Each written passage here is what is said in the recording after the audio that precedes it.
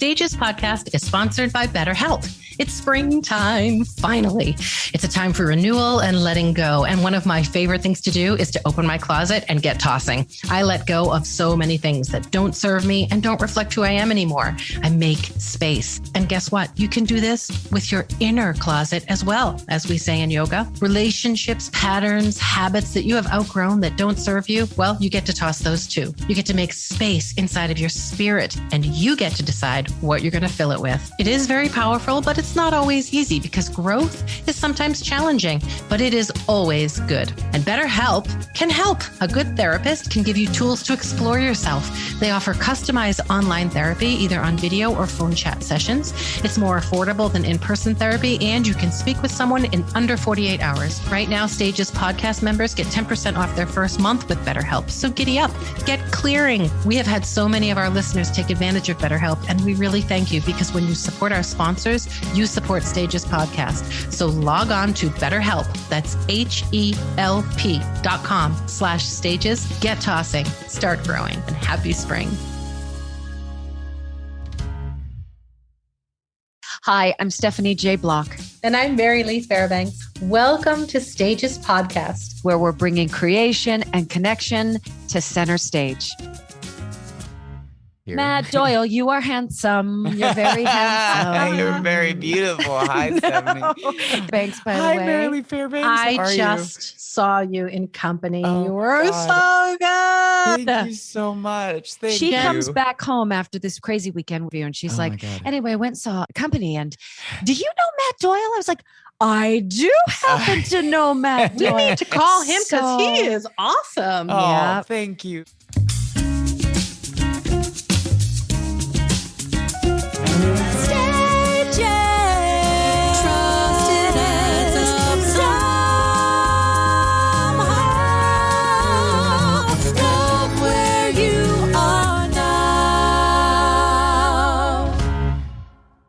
I happen to know this guest personally, but not well. I want to know them better.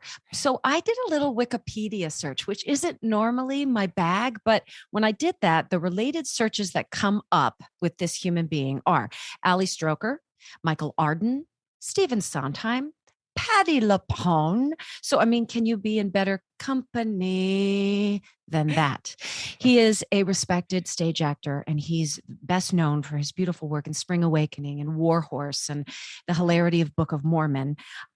Did you and I do the reading of Bye Bye Birdie? I know you went on to do the final production. Okay, so I was your Hugo Hugo Peabody.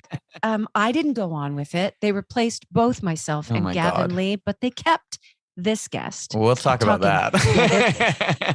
He's an incredible singer-songwriter and released his album Uncontrolled, which he wrote with the incredible Will Van Dyke. He is what's called a Twitch streamer, and we're going to talk about this because I went, what is that? Yep. You probably are asking the same thing. I'm still not sure. Yeah, we're gonna touch on that. He began his stage life at 13. He went from Massachusetts to California, then to the New Jersey. I personally went from California to the New Jersey, then the Massachusetts, then back to California. God. We share the same talent agent. I do feel like maybe he's like single white femaling me just a bit, but I'm taking it as a compliment. His career is so varied and thrilling, and I am so excited to see what is about to happen, what is about to explode in his life. Please welcome the wildly talented, the extraordinarily kind, and I've already said it, but the freaking handsome Matt Doyle. Matt Doyle to stage, please. Matt, please come to stage. I'm blushing so hard right now. Oh, Stephanie J. Block, I am a really big fan of yours. And I know I've said that to you and your beautiful husband on multiple occasions. I think that's like all I say to your husband when I see him. I'm like, I'm such a big fan of Stephanie. You can't see it, listeners, but he really is beat red right now. He's genuinely am blushing. As am I. Oh my gosh. One of the reasons when I went with Tim, and we can get into all of that, our agent, he was like, I represent Stephanie. I was like, great, let's start tomorrow. I just adore you. You are filling my bucket in ways that I can't even tell you, but we're supposed to be fawning over you. I'll let Mary Lee start because listeners, how it happened was she had spent this whirlwind weekend in New York City with LaChanze, and they went and saw Company. She came back and she was like, Matt Doyle. I mean, he's incredible. Do you happen to know him? And she went on this wonderful, soapbox about your talent and what you brought to the piece. And she had plenty of notes about the piece itself, Yes, but we won't go absolutely. into that. But you, perfection. And so I'm going to let Mary Lee jump in. First of all, I really did. You were so just adorable in the Thank show. you. You managed to walk that line between the neuroses and the lovability so much. It was just wonderful. I love the show, and I really hope you guys. But I want to know, what was it like to be a part of the show with Sondheim at the end of his life? I mean, it's such a remarkable experience that you guys got to have to be with him and have him see this piece that from the 70s that's now revamped and completely reimagined. Yeah. I want to hear about that. What was he at rehearsals? Did you get to work with him like one-on-one? Because that is a gift. Yeah.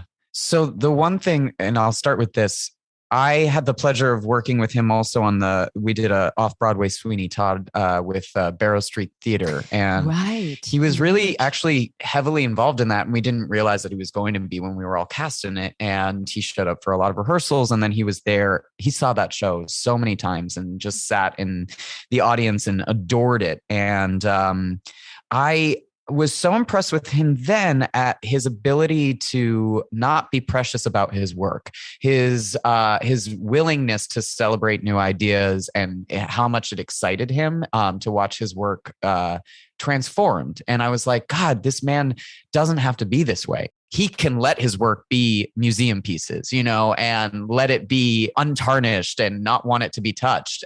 He has every right to feel that way. And he was so excited by new ideas. And I thought that was the most incredible thing about him, that until the day he died, he was celebrating creativity and really, really excited about watching his work transform.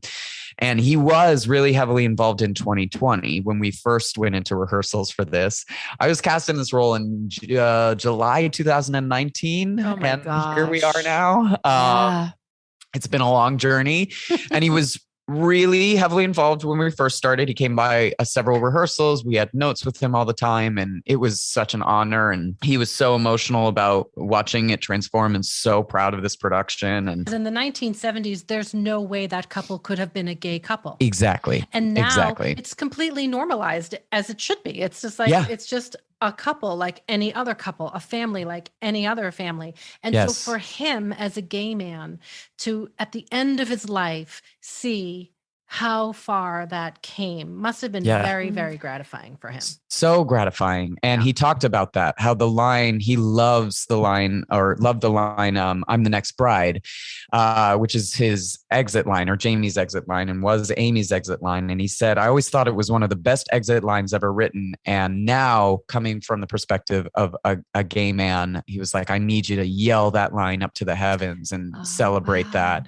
And he was like, because it means so much and it makes me cry. And so that's something I take with me every show, knowing that. And it was one of the last things he said to me about 5 days before he passed, was how much that line makes him cry coming from a gay man. So it was very profound for him to watch the piece grow in the way that it had. And one of the things that Stephen was witnessing right before he passed too is the younger generations coming in and not having an idea that role had even been changed, and thinking somehow that it was on stage 50 years ago that way. And that being how far we've come, and that it does feel so normal now to younger generations that it wasn't even a big deal to realize that it was a different thing before.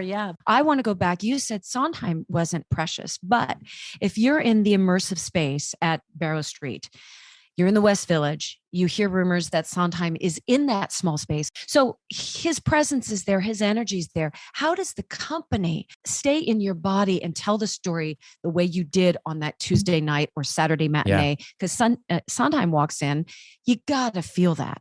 Yeah. Totally. So he was there for our first preview and was there then, like, I probably did the show with him in that room at least 10 times. I mean, he was that much of a fan of it. He just loved it and thought it was a different experience every time. So he came back and sat in a different seat every time. The first time he decides to come, and we're all terrified backstage, and it's a group of very anxious actors, Brad Oscar, myself, and just like in like full anxiety sweats, all of us. Anybody have the Xanax? Who is carrying the Xanax? Xanax, yeah. You can clearly see Stephanie's not popping Xanax. Oh, I love it. And I look out and watch him sit down because we do the pre-show and he sits down in the one seat that I like have a big planned audience interaction with. And I was just like, no, I do. Okay. Oh, I do. And I sing the beginning part of On Miss to that seat. I grab them on the shoulder and saying, not even in London have I seen such a wonder, and look up at Joanna with that person, put my hand on their shoulder and just like appreciate the beauty of Joanna. And I'm like, I gotta change seats. I gotta grab someone else. I'll just grab someone else tonight. And then as I was going out there, I was like, you know what? This is so absurd. The whole thing is so absurd. Stephen Sondheim is sitting here. We're in this tiny house together, immersive Sweeney Todd. What am I even doing? You know, I was like, I only live once. Your whole existence. Yeah, exactly.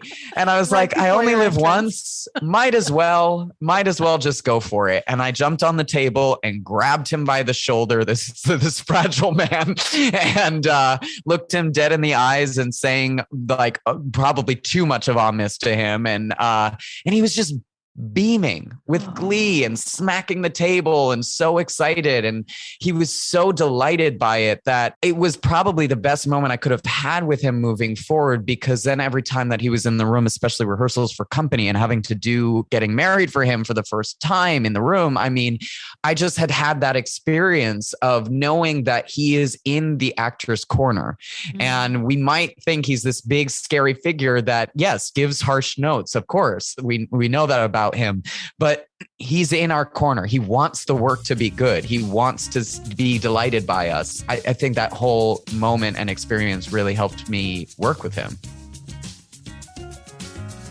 Talk to me about you going to school in London.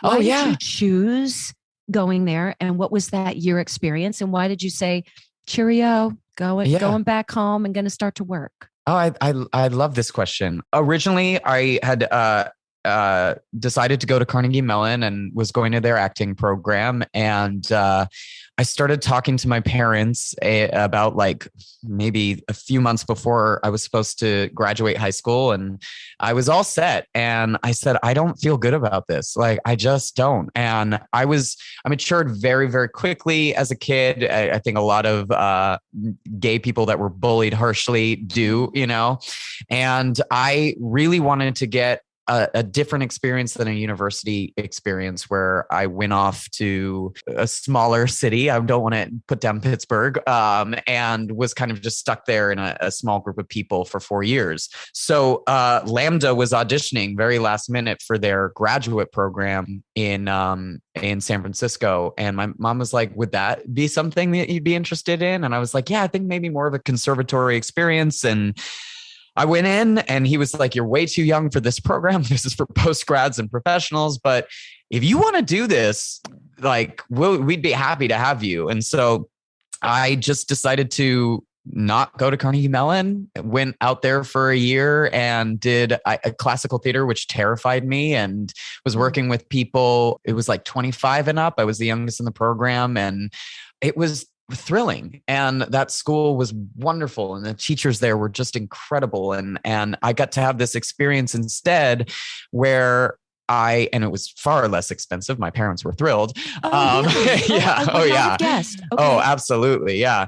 And I got to have this experience where I was overseas working with people older than me. My best friend was Parisian, and we'd take the train back to Paris on the weekends. And I was doing something that I really felt was making me grow, because it was classical theater, which I really, really was uncomfortable with. And it was the best experience of my life. I still look back and I'm like, nothing will top London. I know I'm having great, profound experiences right now and everything, but I'm so grateful that my straight out of high school overseas, that coming of age moment really was that for me in the UK. And I love that city so much. And it was so good to me. Like that school was wonderful. I find it remarkable that at such a young age, you felt that instinct and followed it.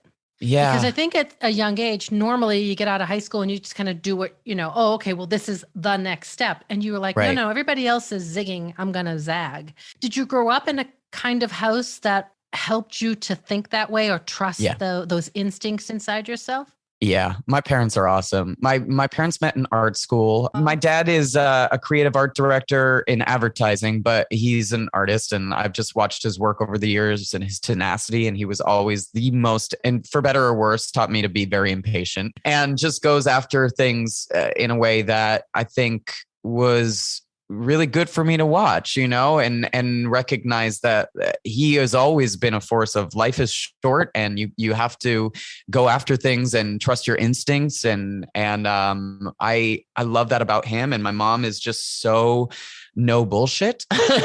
We call them mass holes. I don't know if you know that term. Yes, I know that term. Where are you from in Mass, by the way? Originally from Manchester by the Sea is where. Yeah. I grew up in Melrose, and my son went to school in Manchester by the Sea for years. No way! Yeah. Oh my gosh! Yeah, my dad's from North Attleboro. We're a Massachusetts family, and I think there was just they loved anything that I wanted to do, especially after I had a really tough time when I was younger and in middle school, and recognized a lot of things about my mental health. So I hit high school and just had this attitude of like, I'm going to do what I want, and I hope that's okay. And my parents were like, yeah. And if I left school to go backpacking with a weird group from San Francisco, they were like, you know what?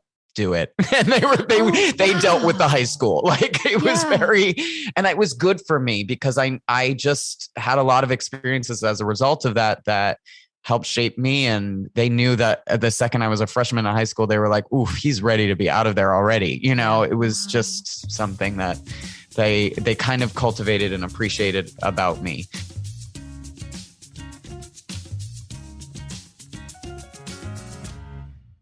I'm looking on your arm and all I see is bounty is as boundless. And I was like, is that from Romeo and Juliet? Yes, do you have a quote, a tattoo? Did that come from your higher learning in London or from another place? So one of the reasons why I went to London was I knew that I was terrified of classical theater, but I also knew that Romeo and Juliet was in my young brain the most perfect piece of art ever written. And I still really genuinely think that. I think it's such a perfect play. That quote, my bounty is as boundless as the sea. My love is deep. The more I give to thee, the more I have, for both are infinite, I think is maybe the greatest line ever written. Just saying, gorgeous. The more I give to something, the more I'll get in return. And I think that is how I try to live most of my life. And I am very passionate, and probably to a fault sometimes, because I believe the harder I give my heart to something, the more I'm going to get back from it. And so I have boundless as the sea on my arm. And a feather. Tell us about the feather. The feather is about bouncing back from a really dark period. I've got this arrow design, which is about when I was in the really dark period I put on myself, which is to represent the further you get pulled back, the further you launch forward. And I wear a lot of my mental health on my sleeve, literally. Bow and arrow, the further you pull back, the darker the place you go back to, the further you can launch. Yes. I love it. Yeah. Do you want to talk about that really dark place? Yeah. So Stephanie, one of the things that I've always really, really admired about you is you've been so honest. I listened to a lot of podcasts and watched interviews over the years. You've been so honest about, this is a really hard business. This is a really hard business, not just because it's a hard business, but because of what it does to the soul and how easily you can get sucked up into the very silly sides of this industry as well, and kind of lose yourself in that path and journey. And right after Book of Mormon, which was like such a successful period of time, I had come off of War Horse and done Book of Mormon and everything. I really felt lost because I was just like, I had three projects that were all supposed to go to Broadway, all got canceled, all were leading roles, all were supposed to follow that experience, which was so hard because I was working with Scott Rudin, who's really, really difficult monster. And then I was just like, I was so just disheartened by the business and disheartened by this path that I had chosen for myself, and so confused because those roles coming to Broadway weren't even things I wanted to do. And I left because I ended up in a really bad situation, and I've struggled with my mental health for a long time, and I needed help and got crisis counseling. And I decided to stop auditioning and did other things for a period of time. And during that period of time is when I got this tattoo, and just like kind of had my real come to Jesus moment in terms of needing to prove to myself that I didn't need the industry to live. So I wrote comics for a living during that time and had a comic book deal that took off. And I got my personal training certification and worked in fitness. And it was just like a year and a half because I ended up getting offered a West Side Story at Paper Mill and decided to do it. And it was this thing that had nothing to do with, it wasn't moving to Broadway. It wasn't about anything but just doing Tony and West Side Story and just falling in love with performing and just appreciating the music. And that was my, all of the other elements that weigh it down out and doing something for the joy of doing it. Well, Matt, just for the joy of doing it. Your perfect play. You were doing Romeo and Juliet. Yes, exactly. And it was so lovely to just work on something from that angle. And then from there, things snowballed because the casting director from that put me in Sweeney Todd off Broadway. And it's just like, I think the product that is Company right now, to tie it all together, is what's so exciting about it is that it's really just representative of doing things because I want to do them and because I love them, and that, because that's what Sweeney was. That's how I met Marianne doing War Horse, and it's kind of the culmination of all of those things. And that's why it's also such a special piece to me. It is a really successful moment for me, of course, but it comes from a really good place. It's not this thing that I chased because I was told I needed to chase, or because it was the next step in my career that I needed to take, It's another example of you following that inner voice, that little whisper when you feel like something's not right. You did it at Carnegie Mellon, and you did it again at that moment, because most people wouldn't walk away. They would say, oh no, I mean, I have to, how do I say no to this? And you were like, no, I'm not just this one thing. I'm many things, and I'm going to go explore what they are so that I can be more of actually who I am when I come back to the stage. Because life is so short. Life is so short, and we have so much at our disposal, and we somehow forget that, and also just think like, have to stick on this one track that I chose when I was 19 years old, like what? Right. Yeah. And there's also a misconception. If you are lucky enough to hit Broadway, then that in turn will get certain reviews, which that in turn will get you recognition of an award, and this sort of linear growth that should happen. So if you reach that first victory, which is a major climb in and of itself, just to put your feet on a Broadway stage or to create a show from the ground up that never existed before, that's the win.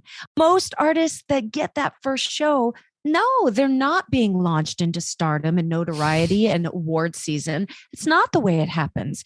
And that's who you are. And I hope you do wear it as a badge of honor, because it's impressive. Thank you. And I do now. I absolutely do. And it is something I'm really proud of. And I do look back on I've been here 16 years now, and I'm so proud of what I've done since I was a kid, and where all of those decisions led me, and even the dark moments where it's led me. I wouldn't be in Company if I had taken 2 more years at Book of Mormon, like was thrown at me, or, all of the things that I've done. Like I'm really proud of what the journey has been. And I say it all, I am a workhorse. I mean, that is me to the T. I missing a show, I can't stand it. I love the work, and I love taking it on, and I'm proud of it. And the work is what's important to me. Did you feel that unspoken pressure though in the beginning? Like, why am I not hitting this particular point? We don't just do that to ourselves. It's constantly being infused. It's thrown at us. Yes. Yeah. And comparison is the fastest road to misery. It just is. Despair. You can't compare your track with someone else's track or your success with someone else's success. You just can't, because you're just going to make yourself miserable and nothing will ever be enough. That's right. Well, and that's also, actors just do that to themselves nonstop. I mean, artists do. It's the what's next comes up all the time. And that was killing me too. And it is thrust upon us as well. I was fresh off of Spring Awakening and the lunacy that was like, all of my friends are booking Glee and I'm not, like that ridiculous attitude. Again, that show that's not the norm. That's when you start Spring Awakening and all of a sudden the cast is on Gap ads and these huge billboards and people are booking jobs and winning awards left and right. That's not where we normal. Should judge. That's not normal.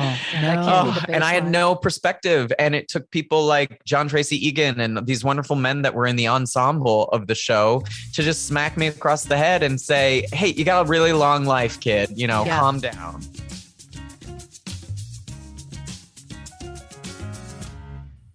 What's the story with the comic that you put out, this digital comic that you wrote? Can you tell us about that? So I'm a big old nerd. This was a comic that I wrote that is a post-apocalyptic story about identical twins with superpowers. And what are the superpowers? The superpowers are basically all of the elements. So it's inspired by like a lot of things that I grew up watching, like Fifth Element and Captain Planet, where like Earth, Wind, and Water and everything.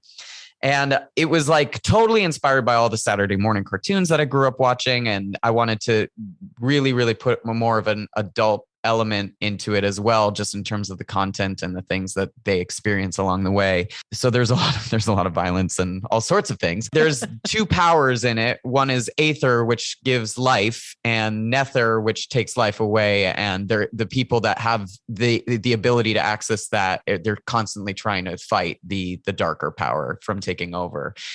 So I definitely think that there's a little bit of you're in there. Yeah. And this is with Beth Beers. Yeah, I wrote it with my best friend. Beers. I know. Yeah. I know. So my best friend, we were attached at the hip since we were like 13 years old. Her name is Beth Bears. She's a big TV actress now. And she and I, when we were kids, I had multiple conversations about her wanting to be a TV star and I wanted to be a Broadway star. And we both went off and did it. I mean, literally, we were like awkward braces bound kids. Yeah. It's wild. Is this getting picked up? It's in development for TV? So yeah, we were working on it for years with anonymous content and they still have it. And this really, really wonderful guy who worked on Kubo and the Two Strings is our showrunner. We want to make it an animated series and we're still working on it. I hope that we get it off the ground soon, because I think that it would be a good crossover. And I don't know if adults watch a lot of animation. I think they do because I'm a nerd, but there's so many of those animated series that are really for adults. Exactly. Yeah. I mean, and do you do the drawing as well? The artwork? No. So I write panels. So basically panel writing is describing everything that's happening in each panel to a T. And my artist lived in India, Sid Koshin, and I would send weekly, probably about 8 pages of panel writing to him, and he would then turn them into panels, and then it would go to our colorist in Malaysia and then come back to me and we'd do the text here. Yeah, it's wild.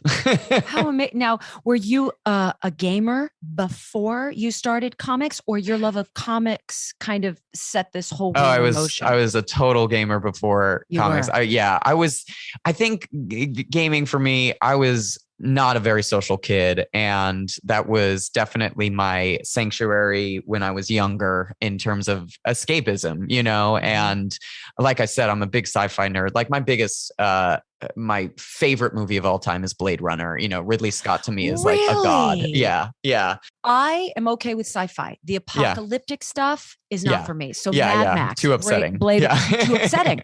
And Mary Lee and I were just talking about this before you came on. Yeah. She and her son are binge watching The Walking Dead. Yes. And I was like, I'm that type of gal that would say, just suck my brains. I don't Yeah. have the energy to like choose the weapon and always look over my shoulder. So I would just give it up.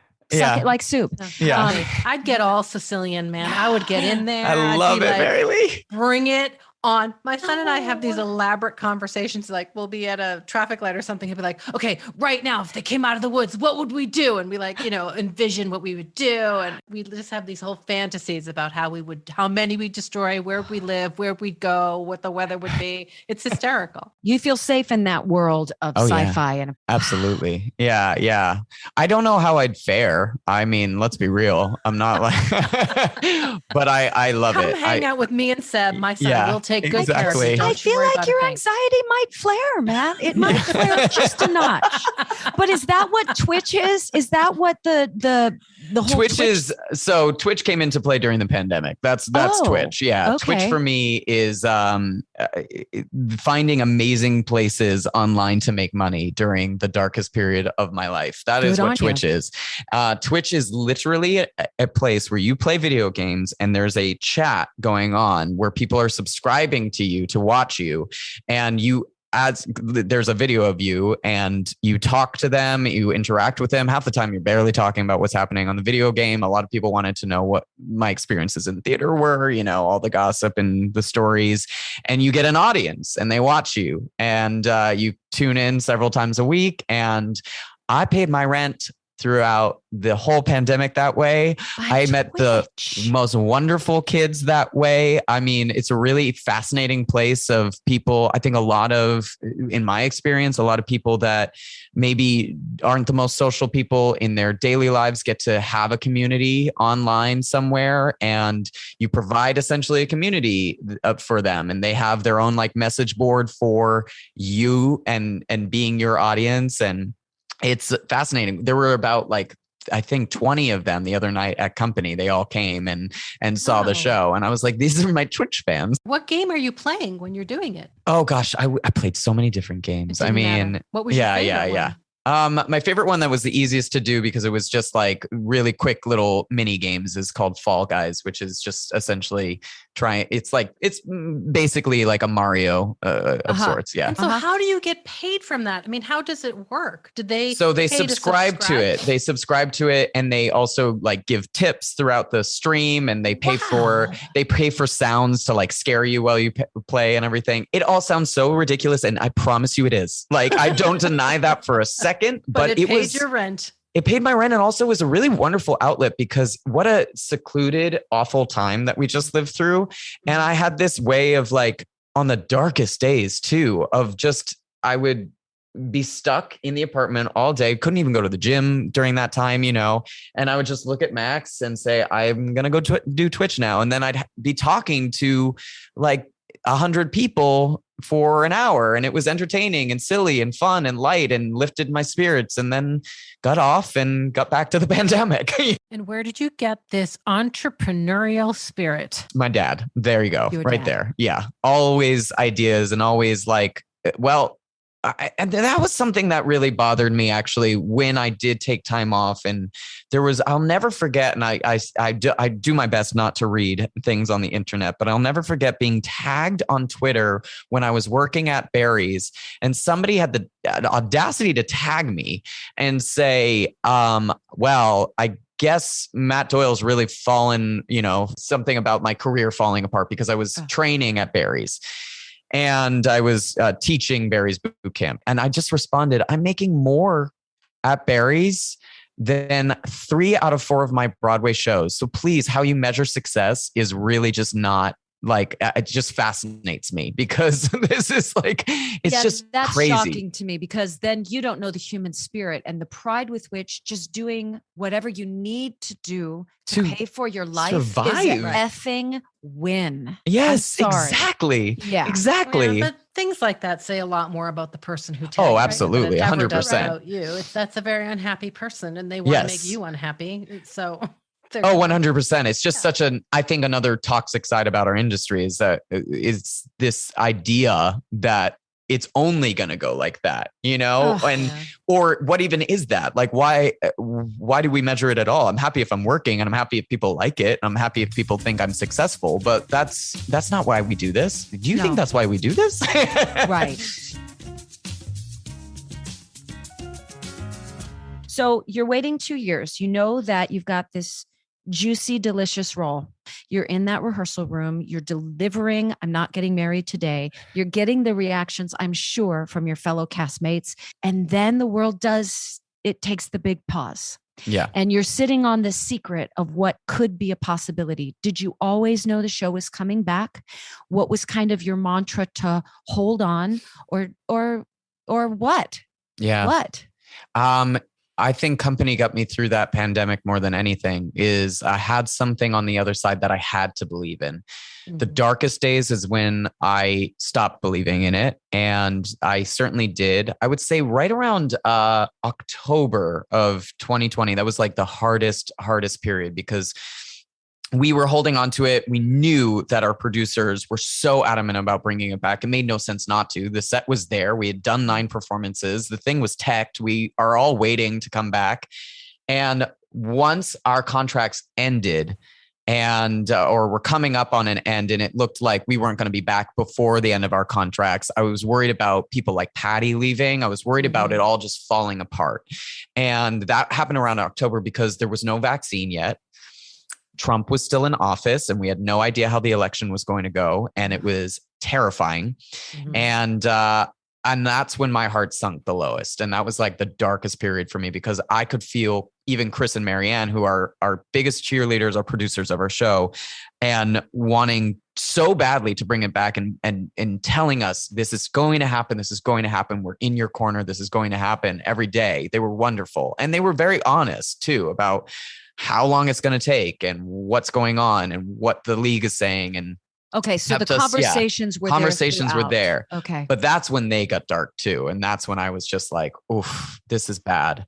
But things turn around quickly after that. Zooming with the cast, trying to like. We were Zooming weekly, and then we were Zooming like every 2 weeks, and then it came down to like every month, because it just got too hard. I mean, we were getting on at one point, and it was just like, who's going to cry next? You know, who's going to have session. Yeah. And it was just too hard. And I remember when Patty kind of ducked out after several months and just said, I can't do it anymore. You guys, I love you so much, but it's too hard for me.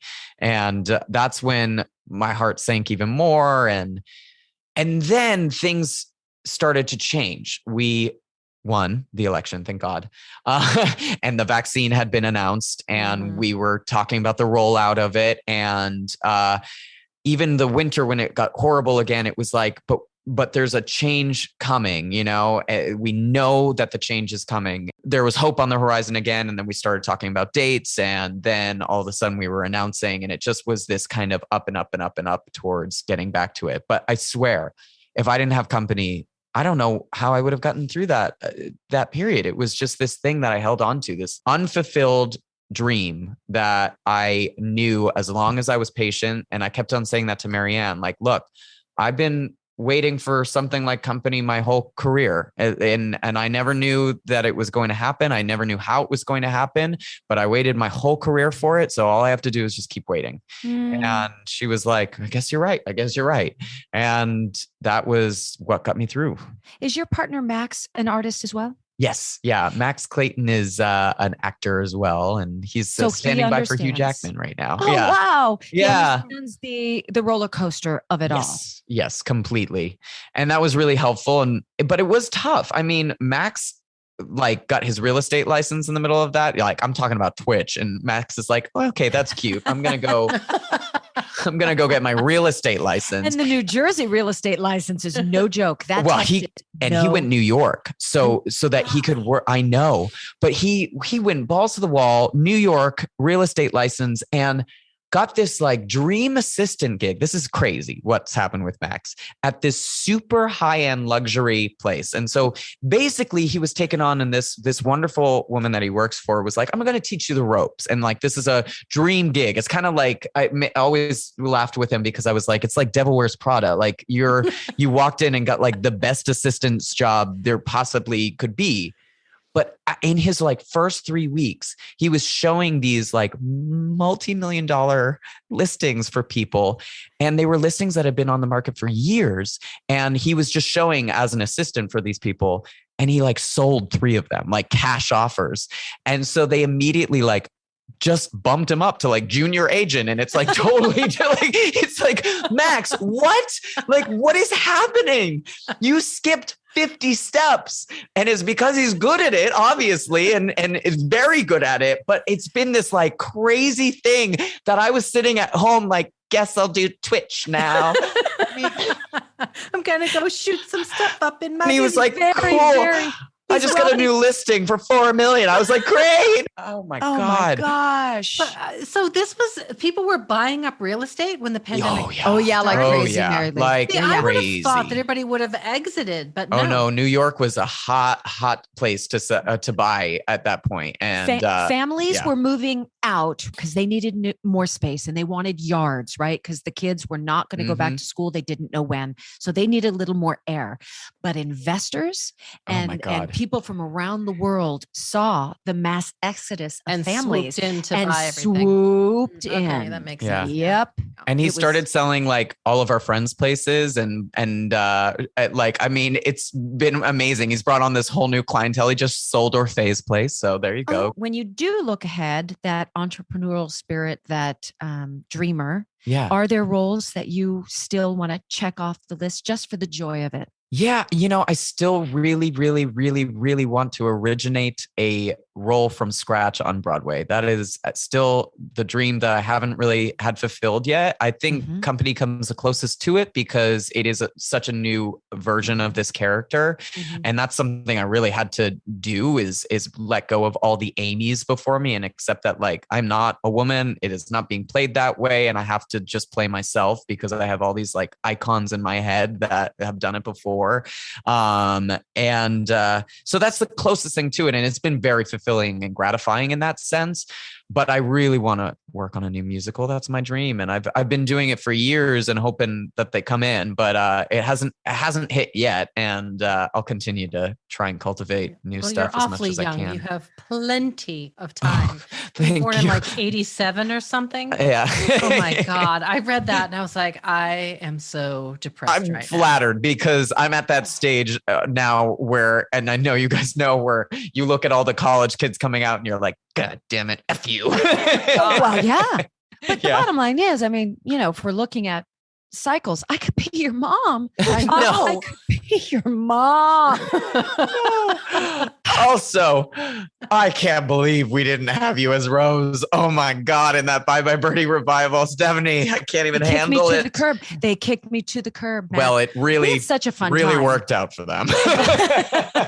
Have you ever thought of writing? I mean, since you already are a writer and you're creating music with Will Van Dyke, have you guys ever thought of writing a musical, or perhaps it's already there? Yeah, or producing with all the money that your partner's bringing in from selling $20 million condos.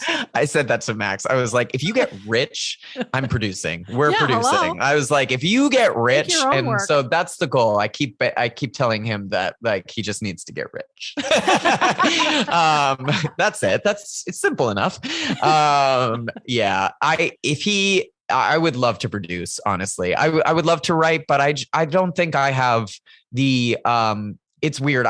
As an artist, I'm so willing to put myself out there on the line with my instrument and myself as an actor. But I think as a writer, I would be really, really scared to put myself out there in that sense. I know with music, I've found that confidence, but I would want to write the book. Watching writers deal with the new musical process, I'm like, I don't know if I'm equipped for that. It is so exhaustive, so tough. You have to answer to so many different opinions that come from the weirdest investor down the line. You know, like I just don't know if my heart could handle that. But I would love to produce because I know I have a producer's brain. I'm always best friends with whatever producer I'm working with on any show because I just don't care about asking questions and wondering things and giving opinions and being involved on that side of the table. It always cracks them up and they're like, no actor has ever really approached me like that. But it's because I think I genuinely would love to produce it. And now it's time for the 5 questions.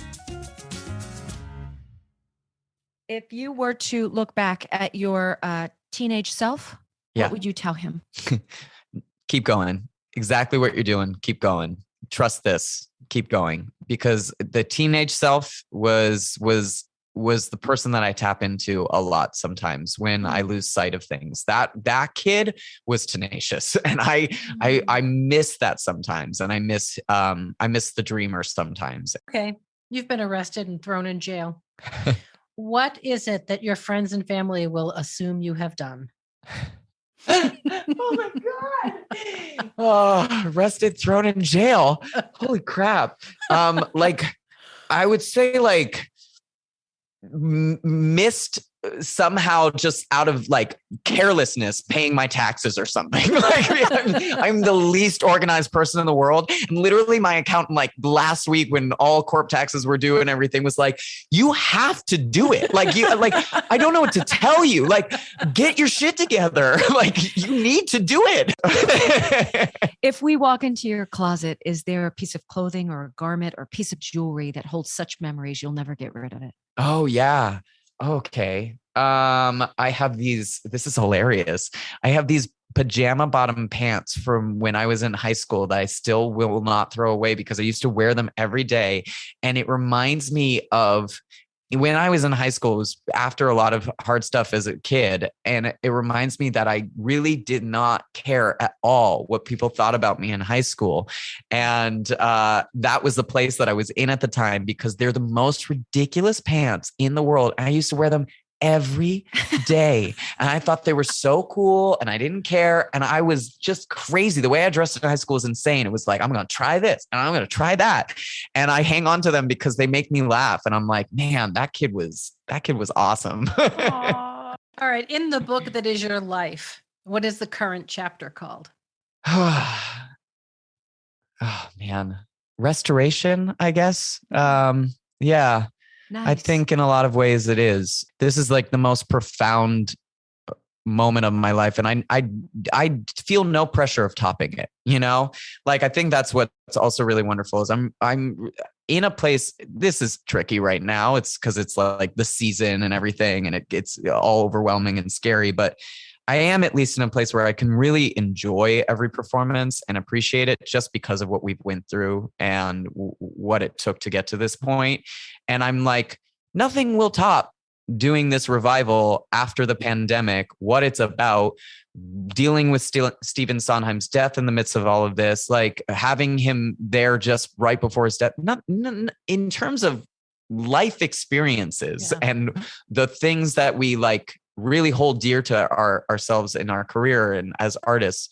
I don't have to top that. If you were a nail polish color, what would that color be? And what's the cheeky little name of that color? Oh my gosh. This is the last one. Oh my gosh. This one's tough. I would say like stormy gray. Really boring, actually. But like with like a hint of blue. It's really just my aesthetic. Thank you so much for your time. Honestly. Oh my gosh. And Mary Lee, thank you. I love you so much too. It's just such a pleasure talking to you guys. And I think you're both so talented. I'm so honored to be here. Oh, it's been so great. I really appreciate you taking the time and doing it. Yeah, absolutely. And such a fun and exciting time coming up with the Tony season. And congratulations on your performance and your show. It's just wonderful. And you're wonderful in it. Thank you. I'm just, this is nuts. And I'm just trying to take it all in one day at a time. Thank you. Coming up next, what struck a chord with us right after this break? Y'all, Stages is now sponsored by BetterHelp, and I couldn't be more excited because I love therapy. So I encourage you, if you've had a tough year and a half, why don't you give them a shot? You can find a therapist that you can connect with. Their resource is thousands of therapists well-trained and experienced. You can keep looking until you find someone that you click with. They have customized online therapy. They do offer videos, but they also offer phone and live chat sessions. So you don't even have to be seen. You can only be heard. What are you waiting for? Go to BetterHelp. That's HELP.com/stages. And for our cast members, you get 10% off your first month at BetterHelp.com/stages. Go, go, go. Go find your healing. Go find your happy. Stages podcast is sponsored by BetterHelp. That's HELP. Oh my gosh, he's adorable. I know. And he's so young. know. He's so young. When I saw 1987, I was like, oh my God. What were you doing? Tell me what you were doing in I 1987. was in college. I was finishing up college. I was getting ready to go to Europe on a tour with the school. Okay. And yep. I was a sophomore in high school. I was going to an all-girls Catholic high school called Rosary High School. Still loving, musical theater. I probably was doing, a version of Godspell with the boy high school, Servite. And my sights were set on Broadway, but he was just being born and we were living our lives. Oh, I know. It's nuts.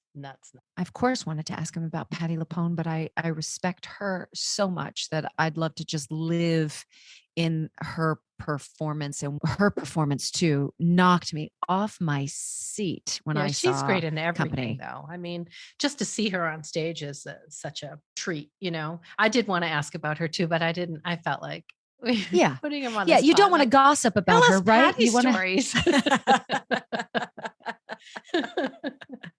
I wanted to quickly touch on Beth Bears. So his best friend growing up, she's on Two Broke Girls. So yes, I mean, I'm talking TV star. So to see the two of them, apparently they're still like each other's, theater dates. I think now she is married. And of course, Matt has Max by his side, but they used to attend every opening together and all the school dances together. And so I think that would just be so wild to look at your childhood and even current day best friend and see that those dreams have been fulfilled.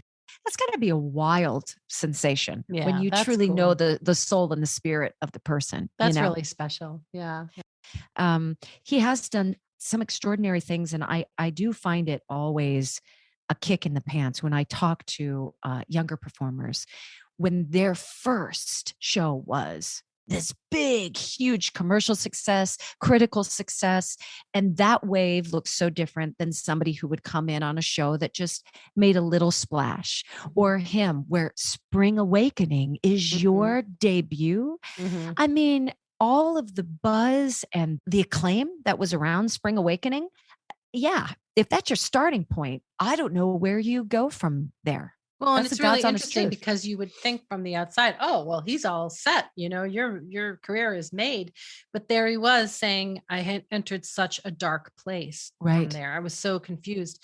And it's so, what I really admire about him is that he has that inner compass, that little compass, and he knows when it's not true north. He feels it, and he makes dramatic choices to get it back to where he knows it should be. I mean, I really respect that. I wish when I was younger, I had that more. I didn't have that when I was younger. I just sort of did what I thought, I think I'm supposed to do this and I'm supposed to do that.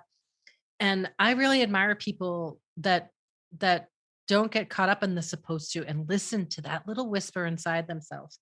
And the parents knew him well enough to know him and to notice in him, this may be what the school system wants. This may be what the community wants, but we as his parents know this is not going to be right. He does need to take that trip. He does need to, to put him out there to say, go, just go in high school, go to Europe, go here, go there. I think that's good for them. That's really great parenting. And that's hard to do, to let your kid go. Seb's going off on a trip for 10 days and it's far away and it's without us. And I'm like, okay, but I know it's the best thing for him. So it's not easy, but I want him to do it because I remember when I graduated from college, I decided I'm going to go backpacking. My roommate and I at the time were like, okay, here we go.